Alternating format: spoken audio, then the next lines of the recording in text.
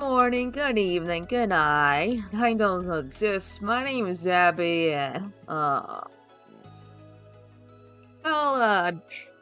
like, for those wondering, like, where's the message box? Well, I'm currently trying to figure out how to multi-stream without using Restream, because, to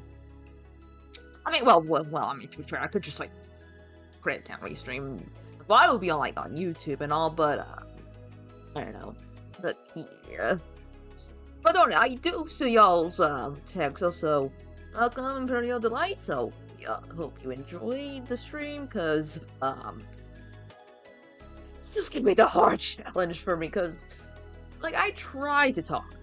Sometimes, it's just, well, let me turn down the music, cause, wait. I mean, y'all could hear it, but, probably being too loud, so, there we go. Just, like, turning that down for myself. So, there we go, that's, like, 18, but that's a bit quiet for y'all, so, there we go. Way too loud. Okay, okay, probably, like, there, maybe. Yeah. So, I'm gonna try and talk it, guys. Yeah, clear. Thank you. Cool, glad, yeah, that's good to know, I just don't want to get, like, earbuds whenever I talk, so, I'll try to keep my volume down, because, there are times where I, sometimes talk too loud whenever I get either excited, or the game's just like, he who now screamed the cat girl. Alright, so, let's see. Yeah.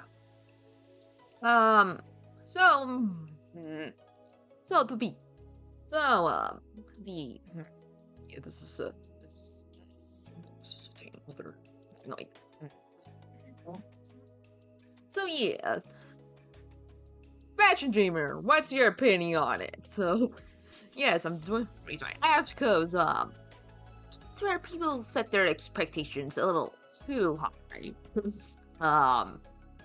It's a thing, apparently. Yeah, that's true. That's true. Getting allowed is just being part of life. That's true. Though, like, sometimes where I get too loud, the family will be wondering what the kid is doing. Like it happens. So, yeah. But as we're saying, they tend to set their expectations for video games, like Fashion Dreamer, for example, a little too high. Like, one time I googled Fashion Dreamer because they were like, oh, frick, the game was released around November of this year, how do I forget about that? So I searched it up, and for some reason it was like 6 overall rating stars, or whatever it's called, and I'm like, oh no. So I'd say, like, well, what's the worst thing that could happen? I'm obviously a Google. I'm not gonna say who it was, because first. Oh. So what got you to be a VTuber? I'm just starting out myself. That's a good question. Well, I mean, I guess what got me to VTubing was one of Ina, Ina from Whole Lives. It's one of her first original song. It's called Violet, and I thought, like, that's a nice song and all. Also, secondly, being, I'm too lazy to change outfits. Well, actually, I mean, when you see it's, well, like, it's a decent outfit here. I mean, nothing, embarrassing.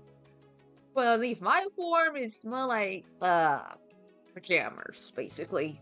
Pajamas. Yeah, just pajamas, one of mine. So yeah, as I was saying, well, let's try that. Oh yeah, Fashion Dreamer, yeah. The fact when I see a 1-star review, I'm like, okay, I wonder what's up. And the first thing you expect to be like Subby, I just went, nope. I seen this before. I seen people this magical magician quest for being an Animal Crossing Cloud. It's actually a good rival to the main Animal Crossing. It has features that Nintendo would never, ever in their life will add to this dating thing. Like, by dating and like romance-ish, I guess, and all this and all the people want for to spice it up, call drama, which is not my thing, cause I just don't like toxic friendships. So okay, but yeah, just like from my opinion, public opinions are dumb most of the time. I said most of the time because sometimes public opinions do have a fair point. Sometimes, though, not all the time. And Fashion Dreamer ain't like the moment Fashion Dreamer was announced, I just went, yeah, there's no way that could be the next style Xabby. I mean, in a good way, man. It's just just not in the good way possible. I mean, I'm trying to say like Fashion Dreamer is good in its own right. So don't set games too high expectation, or else you're gonna be feeling miserable and be that one person rated as a 1-star review. Okay. Yeah. Okay.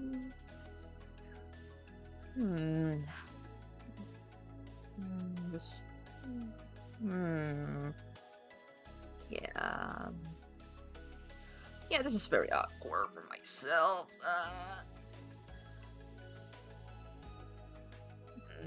What should topic? Oh. Yeah, I know, right? And it appeared her so well. I just even wonder, like, is this your job to debate over something? Go touch grass. If you can't touch grass, then take a walk, or I don't know, break your Wi-Fi for a week and fix it by then. Oh yeah. Oh, I heard oh yeah, I did hear of it. I never played because usually it's my thing, but from what I heard, it's good. It's good. There's like character creations, and yeah, don't trust me with Bubble Case because I never played it, but I heard it's good. Just me. If your game starts to lag a little, then try to lower your graphics down a notch or two. That's what I usually do when I play Minecraft, because sometimes it gets a little laggy for me, and I take the lower now as I can. So I need to take that advice myself whenever I play Minecraft mods. Oh, it's sweet. Yeah.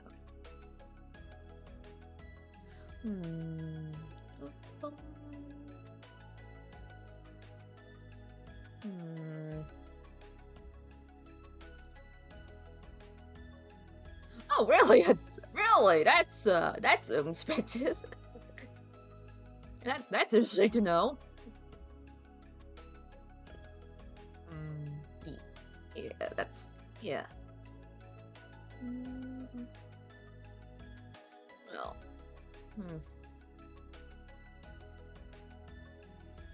yeah. Yeah, I hope so too. I recommend using VC Face for now with if some applications like Warudo or VNet just somehow, let your computer just die on you, and that's not a good thing if it does. Trust me, the last time I streamed a game with something else in Meganogi, OBS crashed. As for the model, AO made the model. It's spoof.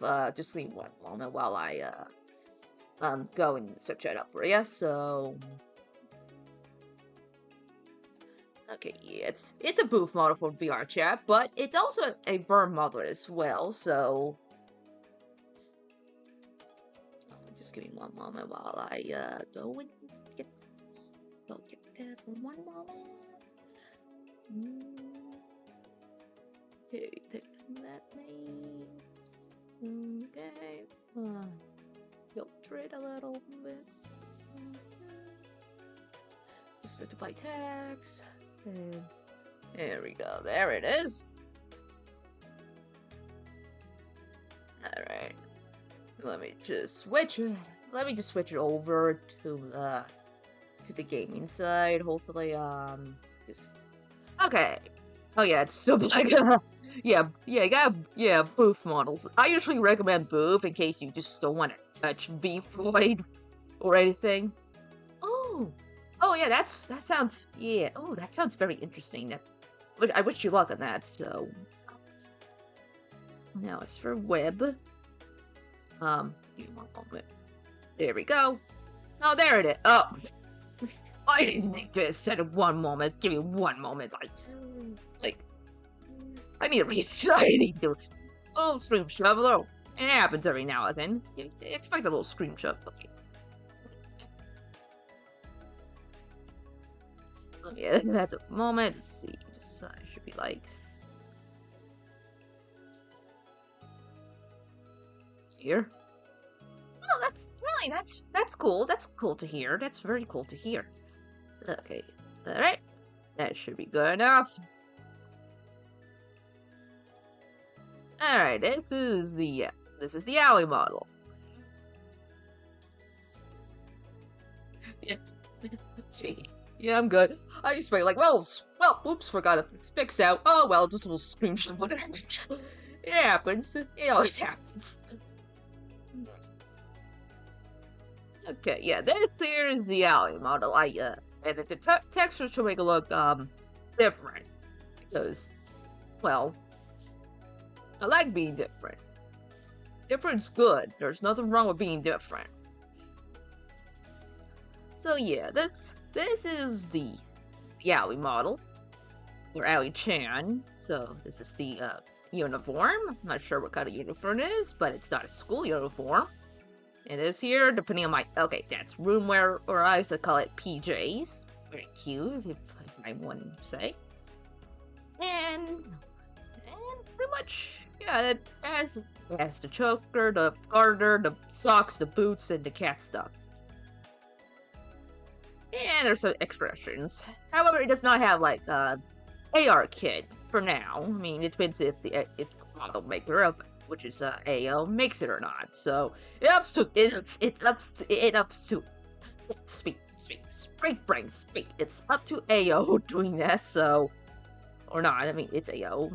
And there's the dress. Cute, I could say. With it colors and all. Yeah, along with that. Yeah. Wait, so yeah. Yeah, it's not a terrible price either. It's like converted to yen to American dollars. It's like $23.11 for now. Anything could happen.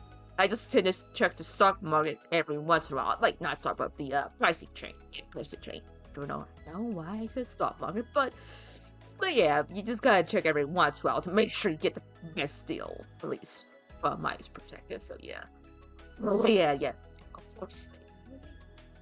Yeah, that dress is very cute, indeed. Yeah.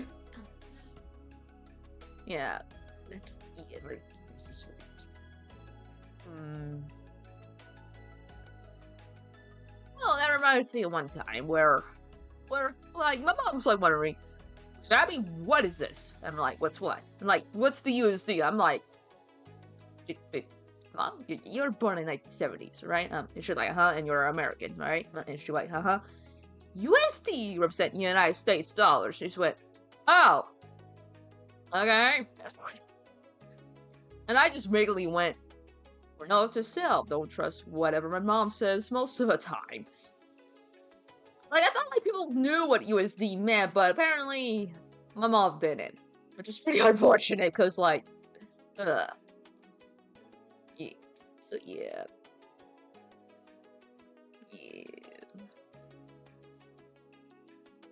But...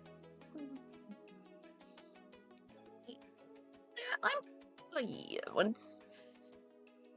I mean, I tried schedule training once. I mean, it did work for a little bit until my brain's like, yeah, no, kiddo, I can't.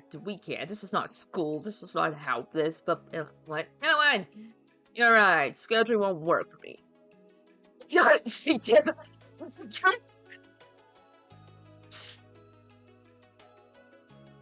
Sorry. You thought it was the same divination.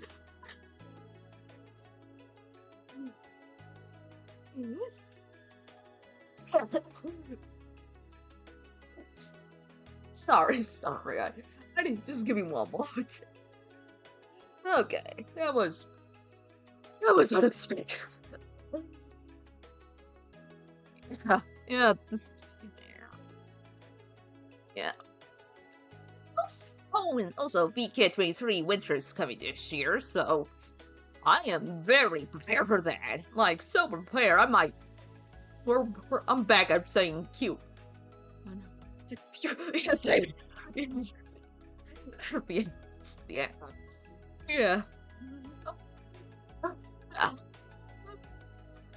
Fair enough, fair enough. Apologize for that. I apologize for that.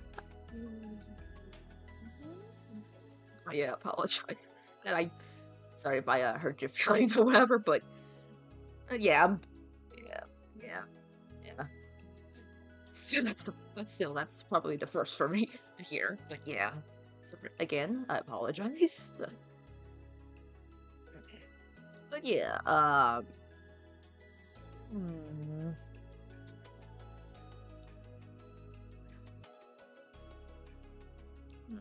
But yeah.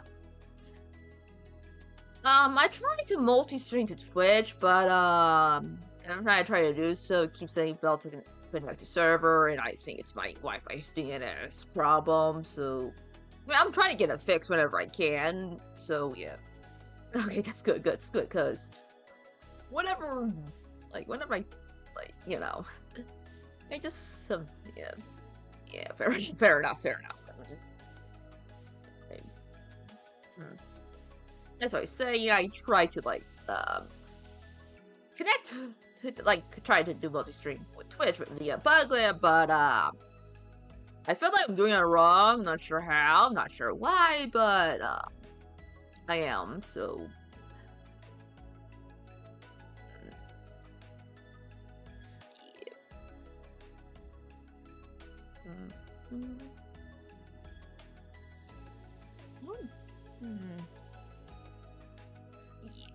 yeah, thanks.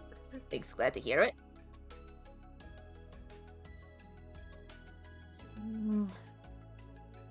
Well, I guess I could do a bit of a break for a time being. By break, I mean I'll be right back. I'm still streaming. It's just that I'll be right back. Yeah. Yeah, sure. When I'm down, YouTube tutorials. Got it. Yeah. I'll be back shortly. For now, I'm just doing a bit of a walk or something like that. Like in a break. So I'll be back when I say I'm back. All right. Again, I'll be back. So I'll be back. I know, sorry if I created, but I'll be back shortly. I'm not stopping the stream when I said I will. Right? Yeah. I'll see you in a couple of seconds or two.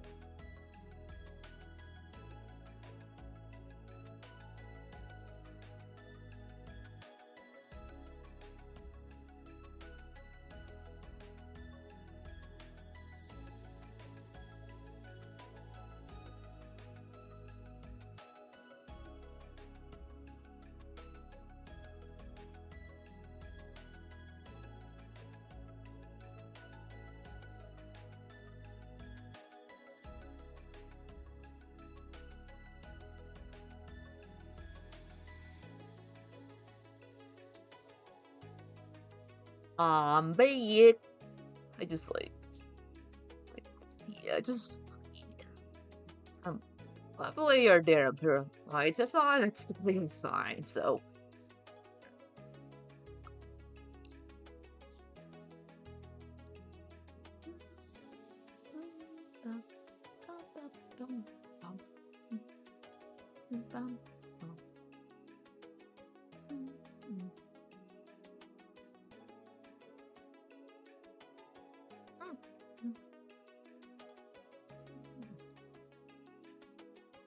Well, there gotta be some free games I could play. By free games, I mean like something around my budget being free, because unfortunately I don't have a job for now, but I'll get to it. I'll just get to it someday, shortly, even. But yeah. Let's do. I think there's this one time that like it's like a babe, like an infant even, maybe at best, but it's very, for some reason I could neighbor that part, and you know, that part being like when I was a kid, I just like crawled, not sure why, but yeah, we broke eggs, whoop, yeah, but yeah, as we're saying, I was like crawling, I'm not sure why, and then out of nowhere I just fell onto steps. Now, I don't know why I was upstairs and decided to go down the stairs, but again, who knows? I don't know much about babies. So yeah. So, of course naturally I cried, because, you know, I'm not sure how I survived that fall, but normally as any babies would do, they'll cry. So, that's what I did. It's kind of odd how we don't remember anything as babies, but we only remember certain parts of it that's so literally right there in our heads. Yeah, that it's very interesting concept or something. I'm not sure. Take everything he said as a grain of salt to make things easy.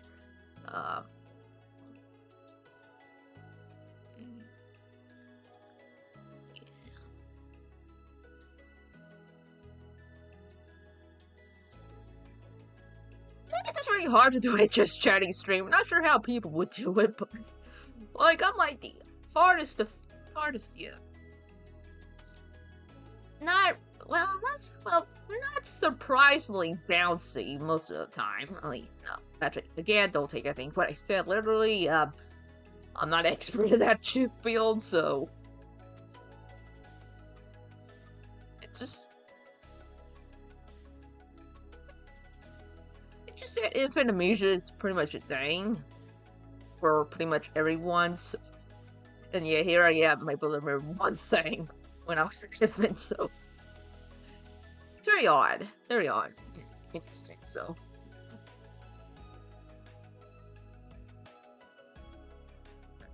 that's right, you said when there's one. Yeah, that's true. Yeah, it's very hard for me to try and think of a topic, because most of the time I can think of a topic. It's just that it takes like more than a couple of seconds for me to think of it. Yeah. I mean, I used to stream on Twitch, but I moved because Twitch like, hey, if you don't stream this constantly, you might get your affiliate stat. And I went, you getting me? Is this a joke? Is this a bad April Fool's joke? So, that's why I kind of, like, just, left Twitch until Twitch, now it's like, hey, kiddos, multi-stream. I went, that's new. How the frick do I multi-stream? Like, I was thinking about using Restream, but, like, they only, like, upload a VOD or two for an hour. I'm like, what kind of limit is that? I'm like, sure, if I could pay for it, but again, I'm broke, so I tried to use the plugin, which I was trying to do, but, I just remember my internet, the internet is having a bit of an issue there, so, yeah. I mean, like, I try to stream whenever I can, whenever my hurrah, times, but, like, yeah. Like, I'll try to stream more, I just, you know, can't use the schedule, like, did try scheduling, but it never works for me. So basically, I stream whenever I can, even if yeah. Yeah, I'm like, yeah, I'm with you there. It's like, I'm like, I should do all of this. Will I? Will I remember it though? And then, like, the next day, I did not remember doing it. Yeah. But yeah, I'm just, yeah. Yeah, I'm probably have to use Restream for this, for my next stream, because this is gonna be a one heck of a day.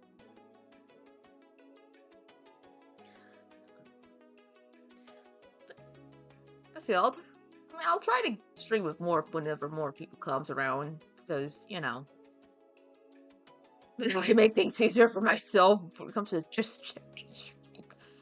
I mean, technically it is a just chatting stream, but, I might do. Yeah, true. We're both in the same Discord. Yeah, we're just, yeah.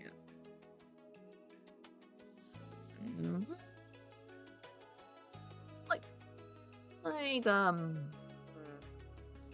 Yes, yeah, it's helpful. You just, Discord server that lets you, help. Yeah, thank you, thank you. But yeah. No, I don't. How about we react to some YouTube videos for today? I mean, it's technically just us chatting, so what's the worst thing could happen? So, just give me one moment while I, hopefully please, YouTube, what are you doing? What are you doing? Thank you. Alright. But the problem is, what should we react this? Yeah, that's perfect. That's a great idea. If we, that sounds fun. But it depends on if a person's available. Okay, so yeah. Okay, let me just put that out of my tab, because let's see, what should. Alright. What is a very good YouTube video we could watch?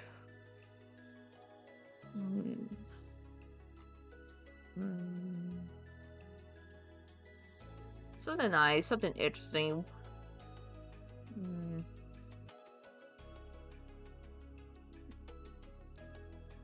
Oh, I know.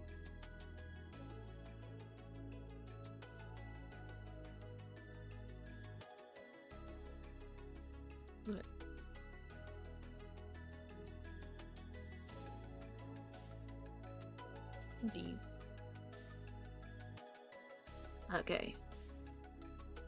Okay, I think I found a good. I think I found a good channel for this. Let me just pause my music for a second. There we go. Okay, let's switch over. Oh, wrong one. Give me one moment while I just. Okay, what? So, hope you heard about the Funkland, cause I'll tell you, he covers a lot of interesting stuff, especially the ones you never thought he would cover, but he did. So, let me just like that. Let me zero mode it so we make things easier. Okay, and let me switch over to this tab. There we go. Hopefully it'll play. So. Oh, wait, hold up. I'm not hearing something. I'm not hearing it. Give me one moment. Okay. There we go. Let me just, okay, that explains it. So, here we go. 3, 2, 1.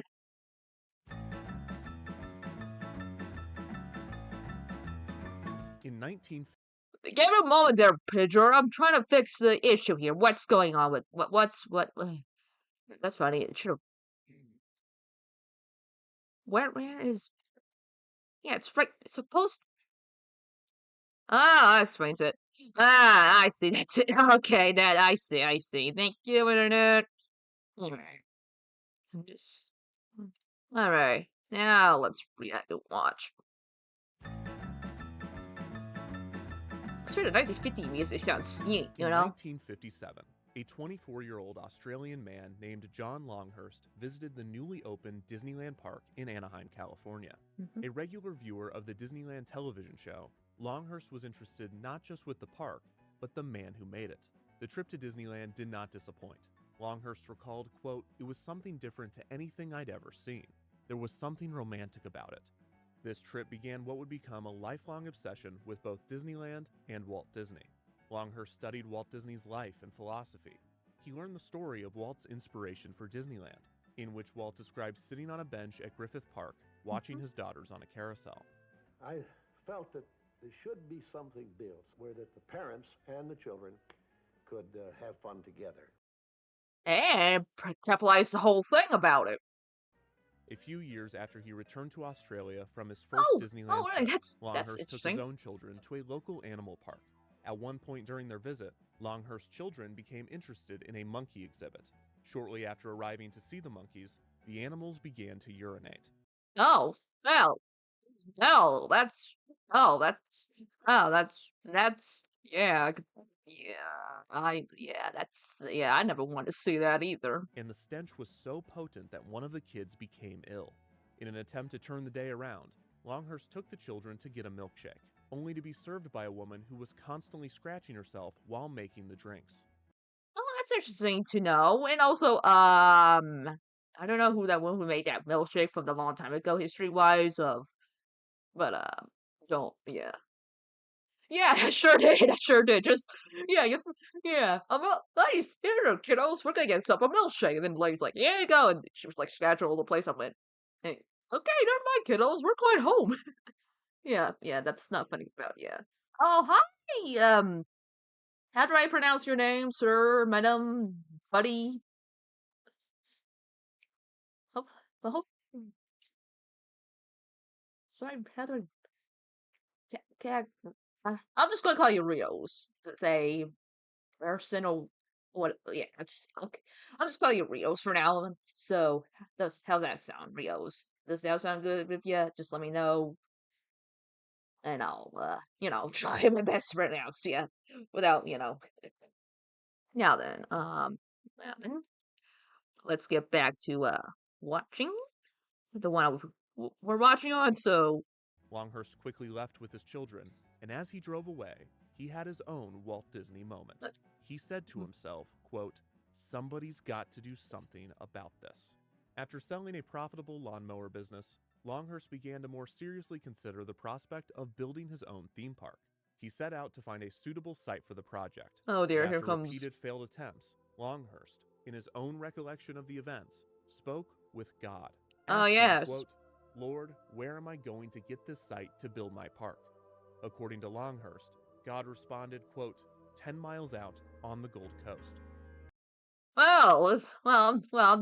I don't mind. I mean, basically, I don't mind if religion exists and what y'all think about, but I'm pretty sure, that never happens before, no matter even if you're building a amusement park in Australia. So, The area was perfect. Not only was it already a popular holiday destination, but there was land available. However, Longhurst was very selective about the land he needed for his park, so being picky. requiring that the property have certain features for ideas he had. In 1974, Longhurst purchased 85 hectares, or 210 acres of land, 10 miles from the Gold Coast, per God's suggestion. Design and construction would take multiple years, with Longhurst spending over 2 years. Good question, Pergolites. We're watching the Flunkland, the Awful Wiggles ride. The Awful Wiggles Start ride, basically. That's what we're watching. If you don't like it, that's fine. We could just switch over to something else if you prefer. Maybe something a bit more Disney related. So, oh no, my mouse ain't here. Appearing. This is bad. This is bad. This is bad. Bad.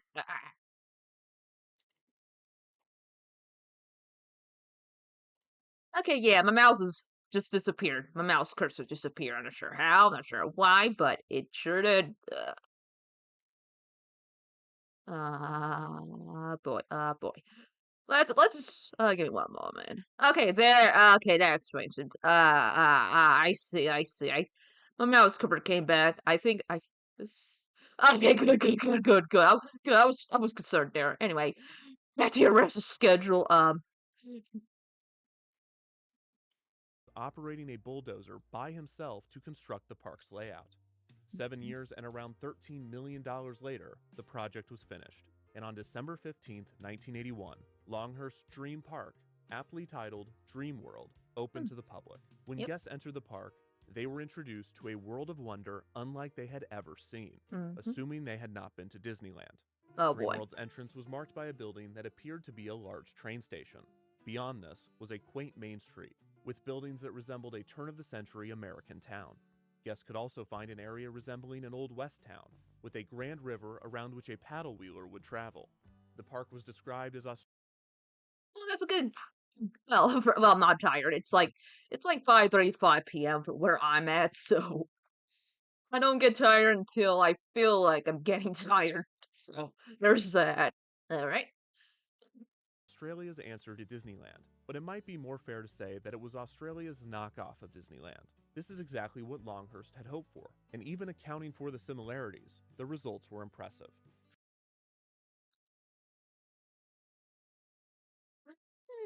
I don't know.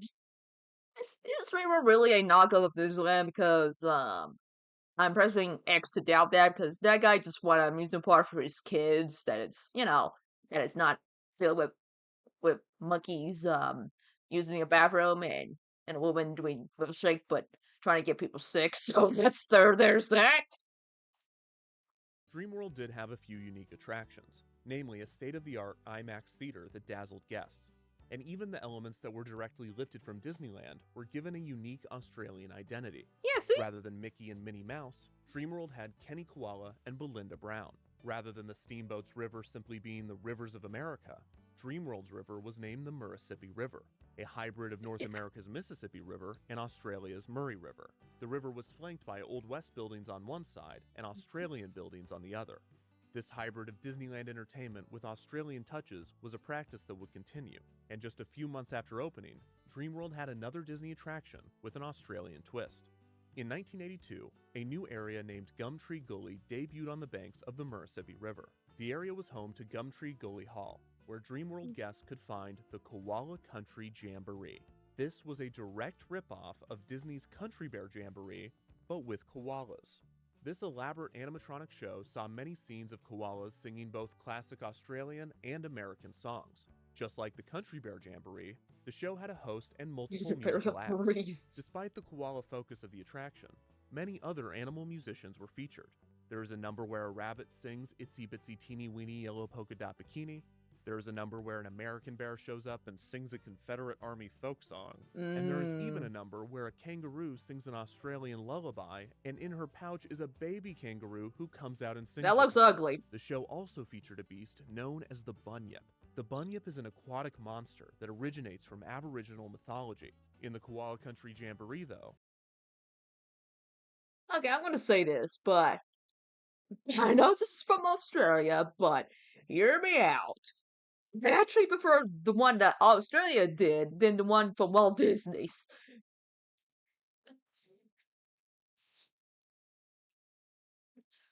Like, that just to make sure I didn't like the whole affair with Beta. I'm like, that did not age well for my case, but yeah, I preferred this one over whatever's, what, yeah. The bunyip sings a love song and wears Oh, a that's big even more cowboy ugly. All of the acts come back in the end to sing Peter Allen's I Still Call Australia Home. Yeah, that's before fair. the big finale, Tie Me Kangaroo Down Sport, which is the most Australian song of all time. Yeah, fair. The Koala Country Jamboree was well received by guests and would become a favorite among Dreamworld fans. As time went on, Dreamworld continued to grow and expand, receiving many standard off-the-shelf amusement rides that is true, and some but signature attractions. By the But late this one's 1980s, better Dreamworld was than Australia's number than one most tourist Disney attraction, knockoffs, despite at Longhurst least. originally At least stating from what that I he would like heard. to own the park for the rest of his life. After consideration, he decided to sell the park to entrepreneur Bruce Jenkins and his company Dreamco. How did that Longhurst went? believed Jenkins would continue developing his dream and provide the park with necessary cash flow. Unfortunately, this was not the case. After purchasing Dreamworld in 1989, Jenkins and Dreamco were immediately in a dire state, and the park was taken over by financial firm Ernst & Young. The new management was more successful, increasing visits by 51% to a total of 1.8 million visitors per year. The park would change hands twice more before the turn of the century. By the early 2000s, Dreamworld was still struggling with finances, but new attractions gave hope for the park's future. A variety of wildlife exhibits had been added, and in 2002, a partnership with Nickelodeon allowed the park's Kiddyland, Kennyland, to transition to Nickelodeon Central. Yes, In more 2004, money. another Australian theme park, Wonderland Sydney, closed for good, and Dreamworld took the crown for the largest theme park in Australia. The success of Nickelodeon Central led Dreamworld to seek out more partnerships with recognizable properties, and in 2005, they were able to secure perhaps their most lucrative agreement yet. And just as Longhurst had done 3 decades prior, Dreamworld set out to make a Disney-caliber attraction with a distinct Australian twist. Lucky for them, there was already an Oh, Australian hey, it's time for the entertainment property Wiggles. that was taking the world by storm. The Wiggles are a children's music group that was founded in 1991. The group was started by Anthony Field, a member of the Australian pop band The Cockroaches.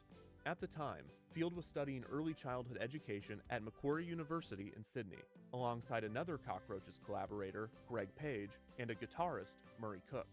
Together, the three combined their musical talent with their interest in early childhood development, intending to create an album of songs that could act as an educational tool. After recruiting another Cockroaches band member, keyboardist Jeff Fatt, the group formed The Wiggles.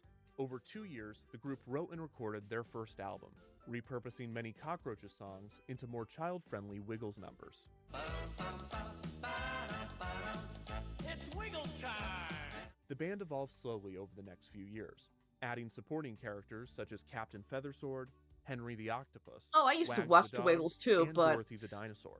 The group also began there were wearing used to be their like iconic creepy little outfits, puppets, brightly colored puppets. I'm not skivvies. sure. The Wiggles worked when it- diligently, releasing more albums, performing live, and producing music videos and tapes. In 1994, the band released the album Yummy Yummy, featuring 2 massive hits for the group, Hot Potato, Hot potato, and Fruit Salad. fruit salad, yummy, yummy. In 1995, they released the album Big Red Car, along with the accompanying video, Big Red Car. This was a notable moment in Wiggles lore, as it introduced the band's iconic vehicle, the titular Big Red Car. At first, the car was represented with a crude cardboard cutout, and the song featured on the album about the Big Red Car would not be the vehicle's more iconic number. Riding in a big red car. In 1997, the Wiggles' first and only theatrical film, The Wiggles Movie, was released in theaters. This film featured the first 3-dimensional iteration of the Big Red Car, which was built from a dune buggy. The following year, in 1998, the Wiggles released their 9th studio album, Toot Toot, which featured the hit track Toot Toot Chugga Chugga Big Red Car. Toot, toot, chugga, chugga, big red car. We'll travel near and we'll travel far. This would be the car's iconic song, and it would take over the world. Around this time, the Wiggles began to expand into international markets and found major success in the United States, initially touring with Barney Live before embarking on a tour of their own. This is when Wigglemania was at its peak. By 2005, the Wiggles had released 21 studio albums, filmed 3 television series, and toured all over the world. The group was struggling to meet the demand, and the number of performances were taking a toll on the health of the group, namely Anthony Field and Greg Page. This level of wiggling was simply not sustainable, but Wigglemania was showing no signs of stopping. The Wiggles made 45 million Australian dollars in 2004, or nearly 34 million US dollars. This made them the highest paid Australian entertainers, beating out Nicole Kidman and Russell Crowe. The Wiggles empire was an intoxicating gravy train, the kind that only comes from singing about potatoes and dancing with a giant octopus, and it was a machine that could not be stopped. In an effort to maintain their health and stay closer to home, the Wiggles considered cutting down on their live performances. To supplement the lack of live shows, the group began to explore other ventures. The first was a chain of Wiggly Play Centers in Sydney. These entertainment centers were similar to those operated by Chuck E. Cheese and Discovery Zone. The Wiggly Play Centers featured indoor playgrounds, bouncy houses, and event spaces to host birthday parties. The Wiggly Play Centers allowed Wiggles fans to interact with the group without the Wiggles themselves needing to be present. Shortly after opening, a similar concept was announced, but this venture would be far more ambitious than a play center. Ah, that's where it comes in, eh? In May of 2005, the Wiggles announced that they had entered an agreement with Dreamworld Theme Park. Dreamworld CEO Greg Shaw told the press, quote, "We will be talking to them about how we can develop that opportunity. These discussions must have occurred fast, because just 2 months later, it was announced that a new Wiggles-themed area was coming to Dreamworld. The expansion would cost 7 million Australian dollars, or around 5.2 million US dollars. The new land would include shops, an activity center, a playground, an animal nursery, and a brand new ride, the first new dark ride to be built in Australia in nearly 2 decades. The new land would take the I place started of Gum Tree watching Gully. the By this point, the Wiggles space Dark was far Ride past from its Defunct prime. Land channel, Gum Tree so Gully Hall and the Koala Country Jamboree had already been closed for 3 years. Any hope for the return of the show was dashed with the announcement of the new Wiggles Land, whose flagship dark ride would take the space formerly occupied by the Singing Koalas. The new dark ride would not be unique just for its wiggly theme, but also for its advanced technology. The planned attraction would be a trackless dark ride, a style of ride that was still being introduced to many theme parks in the mid-2000s. Since their inception, dark rides have sent guests along a rigid and often visible track. This track was limiting to both the attraction's range of movement and its immersive theming. Throughout the late 20th century, ride designers experimented with ways to overcome these obstacles. Disney's Omnimover system allowed ride cars to wait, pivot hold and up. for the most part hid the ride path from view. Okay, there we go, it's But this fixed. system was still on a track. It would not be until October 1st, 1982 Oh, that the okay. first trackless ride system would be introduced with Epcot Center's There we go, Universal that's Energy. fixed. Large theater seats full of guests pass throughout the attraction in unison with Yeah, each that's- other, in a slow-moving dance, with no track perceivable to guests. Yeah, However, there. this was not a true trackless ride system either, as a 1/8-inch guide wire was embedded into the attraction's floor, laying out the ride's path. The guide wire would transmit a radio signal to each vehicle, the strength of which would communicate the vehicle's position in relation to the track. This ride system was a technological marvel in 1982. Each vehicle needed its own computer, which would then communicate with the attraction's master computer. The vehicles would also need to have their own propulsion systems, and most challenging, their own power and charging systems. The Imagineer solution to the latter was to embed charging plates into the floor, which used a state-of-the-art inductive power coupling system to charge the ride cars at 2 points throughout their journey. While Universe of Energy was not technically a trackless dark ride by modern standards, it did introduce multiple innovations necessary for later systems to succeed.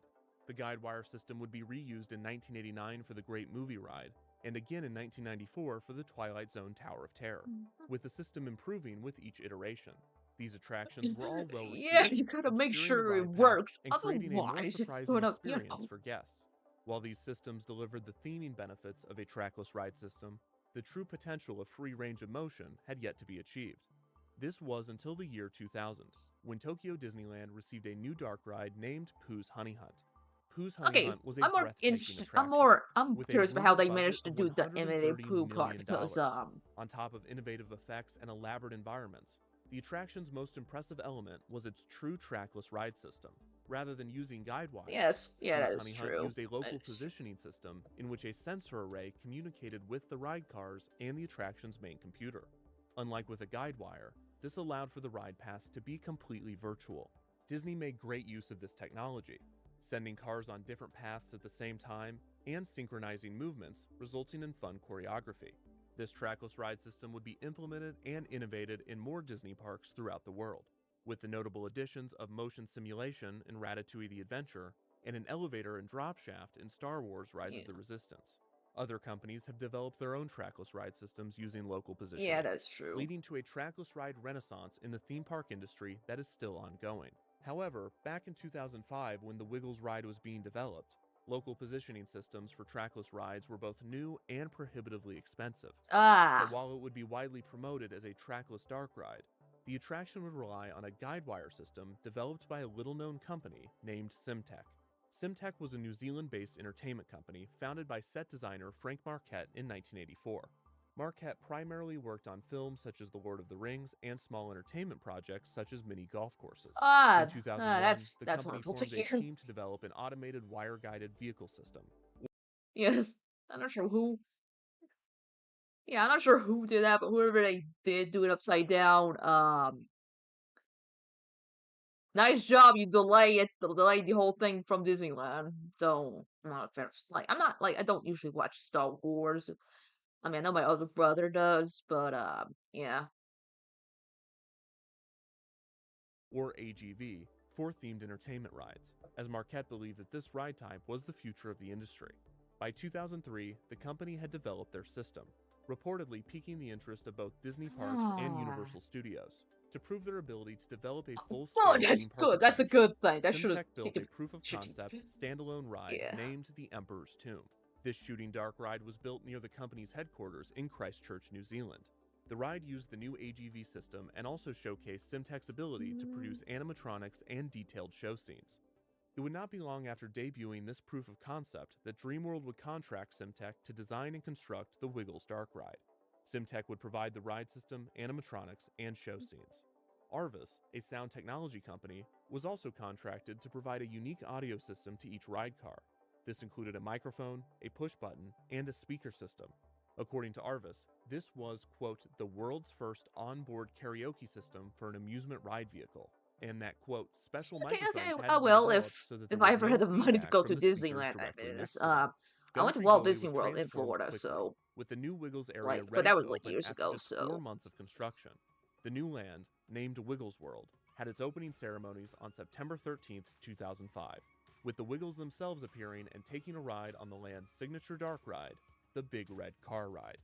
The ride and the land would officially open 4 days later, and on September 17th, 2005, the children of Australia were welcomed inside a brand new Wiggly World. oh Guests yes, entered the Wiggles Wiggling World under a World. whimsical arch featuring illustrations of all 4 Wiggles, Dorothy the dinosaur, Henry the octopus, Wags the dog, and Captain Feathersword. Inside, families could visit the Fun Spot Activity Center for Wiggles-themed games, or visit the banks of the Mississippi River to play Oh, on the that's SS true. Feathersword But minus the playground. Throughout the some land, stuff that's guests probably would meet Henry the exclusive to octopus, Disneyland. Wags So the dog, Dorothy the dinosaur, and even Captain Feathersword himself.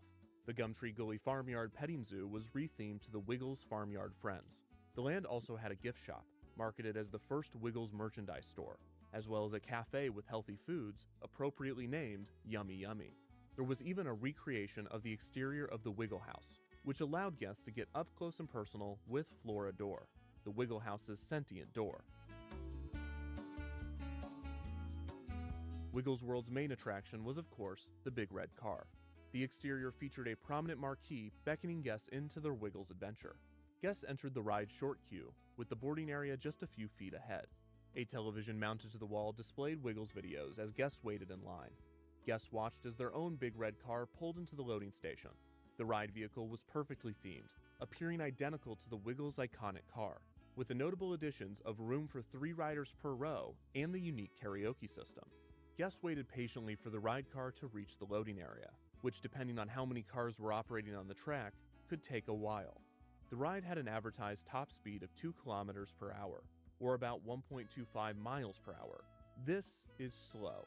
For comparison, the Formula Rossa roller coaster at Ferrari World Abu Dhabi tops out at a speed of 240 kilometers per hour, or 149 miles per hour. That's over 100 times faster than the Big Red Car Ride. Even compared to other dark rides, the Big Red Car Ride was slow. For instance, the Haunted Mansion and similar Omnimovers moved twice as fast, and newer trackless dark rides are even faster. Speed was not an advertised element of the Big Red Car Ride, but it would definitely play a role in the energy and pacing of the attraction. oh Once dear. the car arrived to the loading station, guests board the Big Red Car Ride and buckle up. The doors to the first show scene open, and it is officially time to wiggle.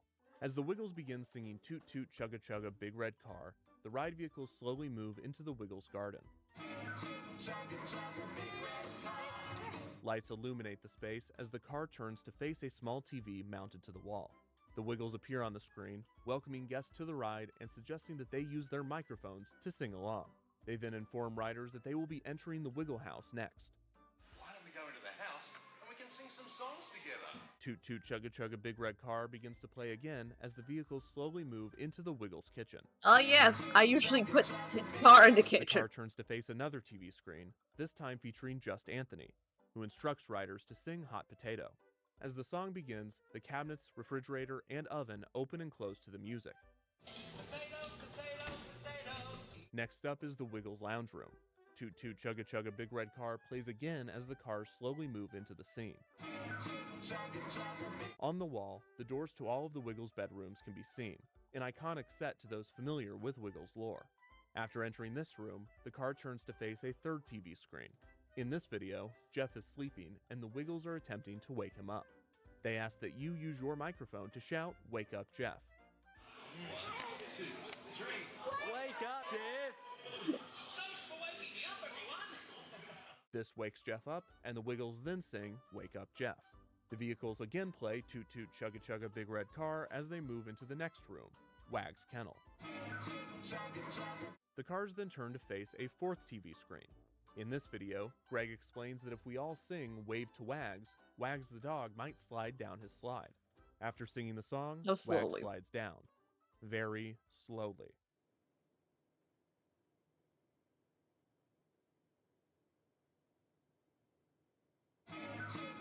The next scene is by far the most elaborate. Now underwater, guests encounter Henry the Octopus and a variety of sea creatures, including a fish playing a saxophone and a crab playing a guitar. The room is filled with detailed scene work, immersive lighting, and a fifth TV screen, on which Murray suggests riders move their arms like Henry and sing "Move Your Arms Like Henry." In response, Henry rocks from side to side, not technically moving his arms at all, but the saxophone fish does move back and forth, which is great. The final scene is in Dorothy's garden. Dorothy is seen rocking back and forth on her swing as the car enters the room. Dorothy greets guests, and as the car begins to exit, riders encounter their sixth and final television screen.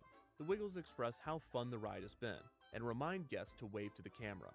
After snapping a photo, guests return to the loading area very slowly.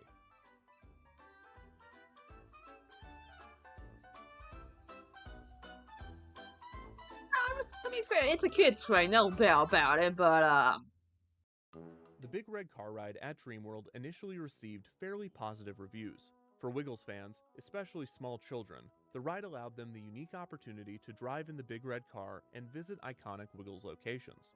The karaoke microphones added a unique interactive element, and the more elaborate show scenes toward the end of the ride were particularly well received. In many ways, the dark ride was impressive, especially for a small park like Dreamworld. yeah. However, there were many aspects of the ride that were less than great. The attraction relied heavily on its television screens, some of which were sloppily mounted with visible wires. The walls of each room did not extend to Yeah, the show especially with building the ceiling, toot which chugga detracted chugga from the big red theming and car. looked a bit dark and unsettling. Another odd and often frightening aspect of the attraction was the lighting design and timings. There seemed to be a lack of consistent show scene lighting, as each ride through from the first few years of operation appears to have different lighting patterns. For instance, when the Big Red Car exits the first room and enters the Wiggles kitchen, sometimes the lights are already on, sometimes the lights are off and turn on immediately, and sometimes the lights stay off in the kitchen until just before the video plays. This results in long stretches of guests entering a dark room with only the light of the other show scenes illuminating the space. The reverse of this problem is also eerie.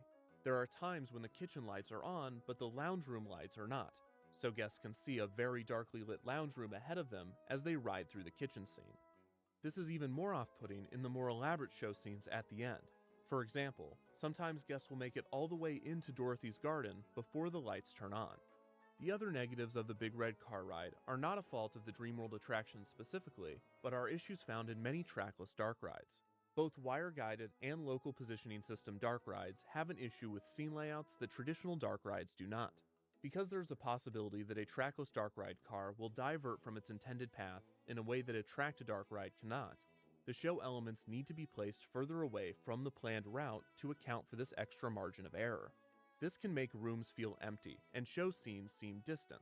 Another downside of trackless dark rides is that the designers are encouraged to illuminate the floor, either to create more natural lighting for an environment or to showcase the lack of track to riders so the unpredictability is more thrilling. The negative to this lighting technique is that it draws more attention to the extra floor space. making some show scenes feel like big empty rooms. One thing that the Big Red Car Ride did better than many trackless dark rides was its unique floor designs. Many show scenes featured fun floor patterns to account for the excessive space. Yeah, One that of is the most true. glaring downsides to trackless dark ride floors was not present when the ride opened, but as with many trackless rides, it would not be long before the issue presented itself. Yeah. Overall, the ride that Simtech delivered was impressive given the budget and time restraints. The Big Red Car Ride, as it opened, was not awful, but changes were coming sooner than anyone could have anticipated. Yeah. In September of 2006, a year after the land's opening, the Wiggles returned to their home at Dreamworld for a special concert celebrating the group's 15th birthday. The group also dedicated a new Wiggles World attraction, Dorothy's Rosy Teacup Ride. Oh, Fans that's flocked cute. to Dreamworld to see the Wiggles return, but many longtime fans noticed that something was different. Greg Mhm. Page, the Yellow Wiggle, was nowhere to be found.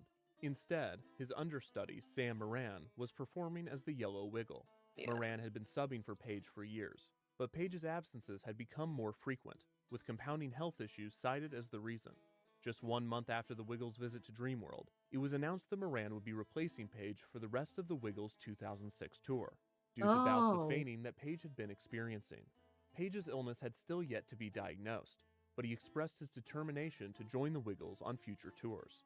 However, just 1 month later, in November of 2006, Page released a video message to fans to deliver some shocking news. Oh. For some time now, I've been suffering from a condition called orthostatic intolerance, which basically means that when I stand up, my heart doesn't pump enough blood around my body. It means that I'll no longer be able to sing and dance the way that I want to, and as a Oh. result, I've decided to stop performing with the Wiggles. Moran replaced Page as the Yellow Wiggle completely, in songs, on tour, in videos, and in no time at all, in Dreamworld. In 2007, Moran replaced Page throughout the park, including on the land's entrance arch and the Big Red Car Ride's marquee. The Wiggles also shot new footage for the Big Red Car Ride with Moran. Uh-oh. These changes meant that the original Big Red Car Ride operated for less than 2 years before receiving this significant change.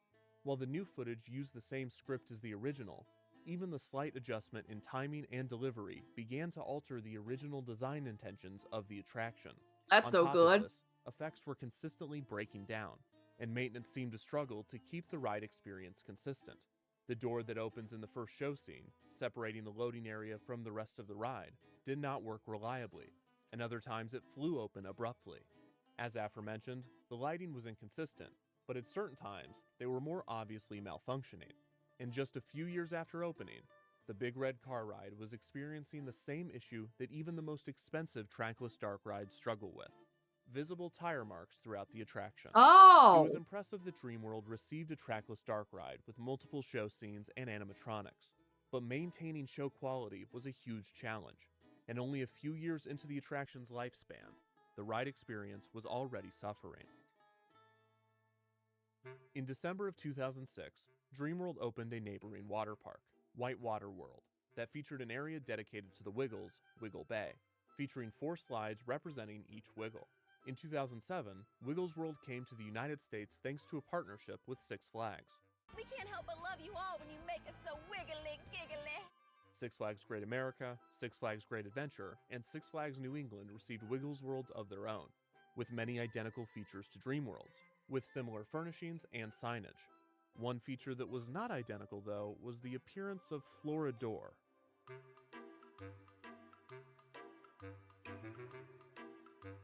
Why is she looking at me like that? The Good Great question. Escape and Six Flags Fiesta Texas would also receive Wiggles Worlds in 2008 and 2009 respectively. Some of these lands had their own Big Red Car Rides, but these were outdoor driving tracks, not dark rides. As with Dreamworld, the Wiggles made appearances at the Six Flags Wiggles Worlds. However, while guests could meet Dorothy the Dinosaur, Henry the Octopus, Wags the Dog, and even Captain Feathersword, no actors ever filled in for the Wiggles at the park. Likely because if they did, children would be able to tell that they were not the real Wiggles. Yeah. This went against the expectations of theme park guests, who are used to seeing and interacting with beloved characters. Most of the time, though, guests could not meet the Wiggles at Wiggles World, and without allowing local actors to portray the band, the only way to allow guests to interact with the Wiggles without the Wiggles themselves present would be to create mascot costumes of the 4 that park employees could wear. Here's the way This they would really do that. only works with animals and cartoon characters. A theme park would never create mascot costumes to represent 4 human men. Right?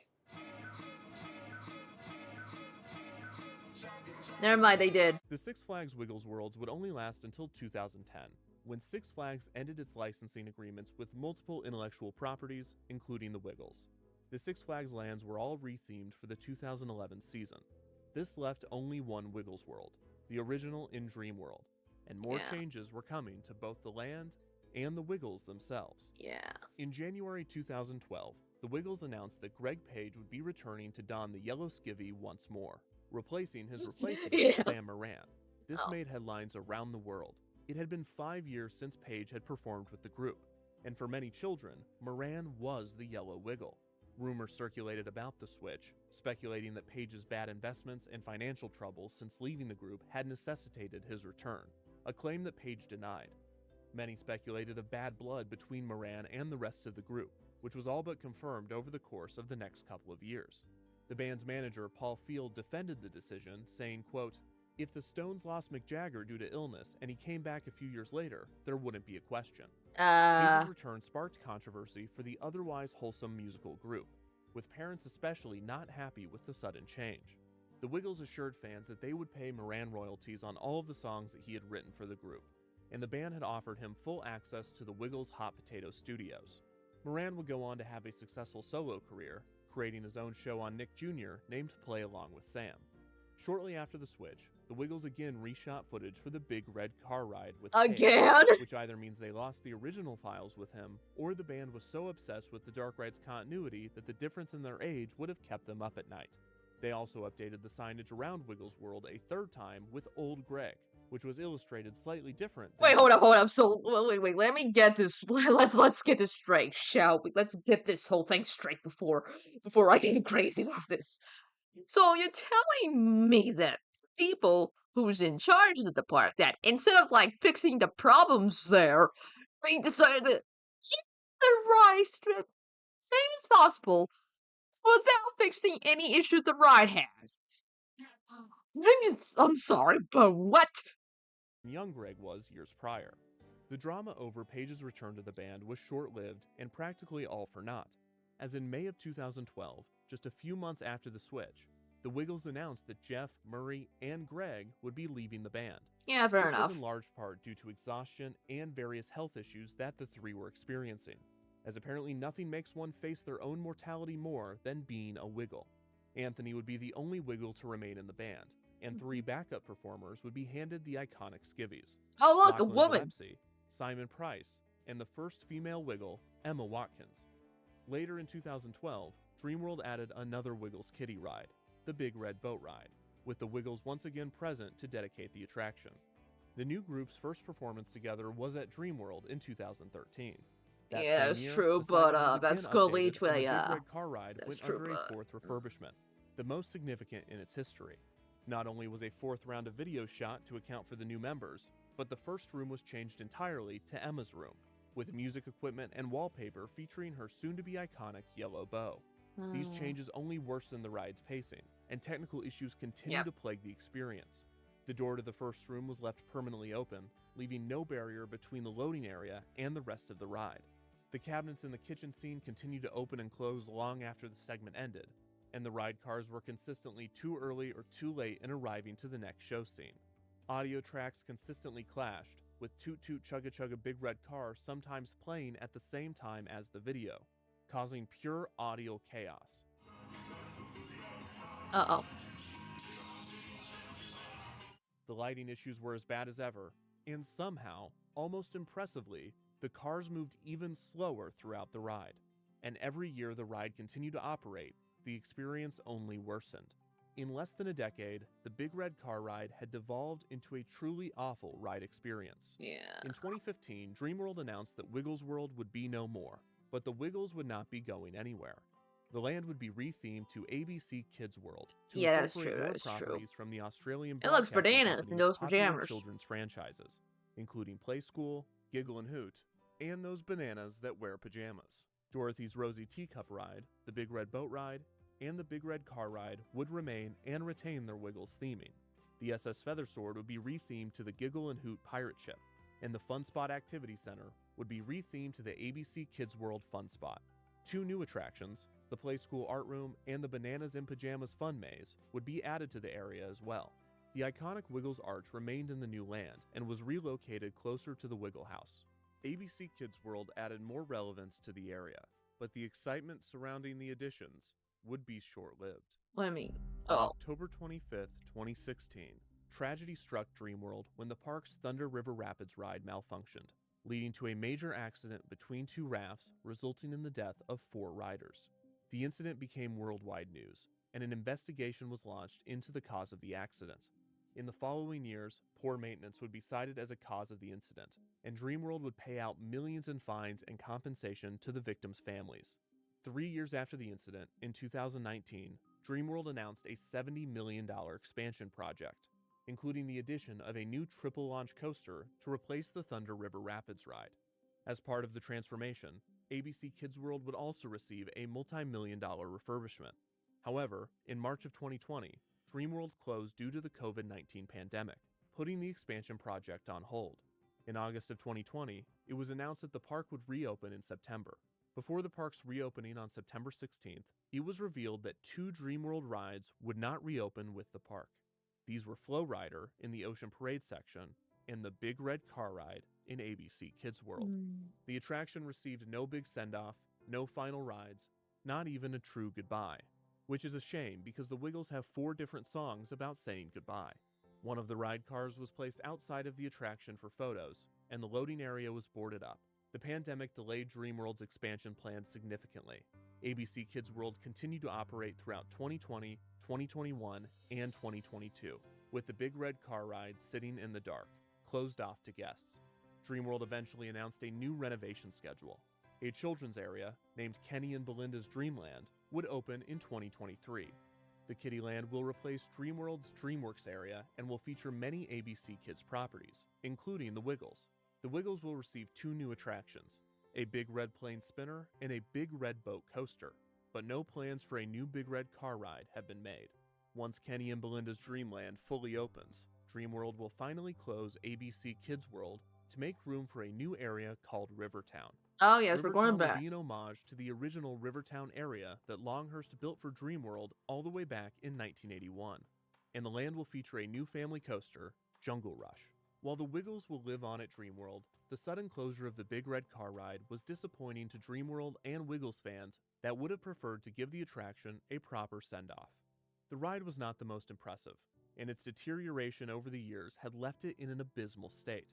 Still, it had allowed children to take a trip in the Wiggles' Big Red Car, sing along to classic Wiggles songs, and visit iconic Wiggles locations, even if it did all of those things very slowly. The Wiggles have continued to evolve over the past few years, and the current band continues to spend time at Dreamworld.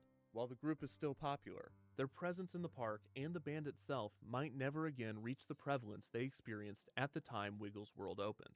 For those lucky enough to experience the Wiggles home on the Gold Coast in its heyday, there was never a better time to wiggle. Yes, I was. Yeah. Please. I usually go to like default and see what default like to watch in my own spare time, but I was like watching videos with you guys since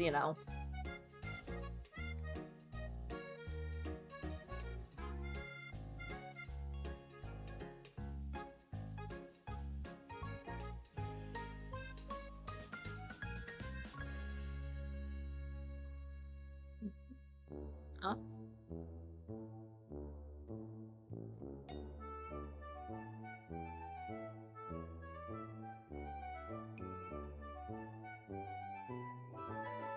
I was supposed to go to at the beginning, but I couldn't fit anywhere that made sense. Thanks for watching. Okay. Okay, that's good. That's good to know. That's good to know. But yeah, let's do a good video as always. Just can't wait for the history of God to come in. The Epcot that Florida God, not the Epcot that we'll try to bring, but that would be disastrous if he tried to do so. So yeah.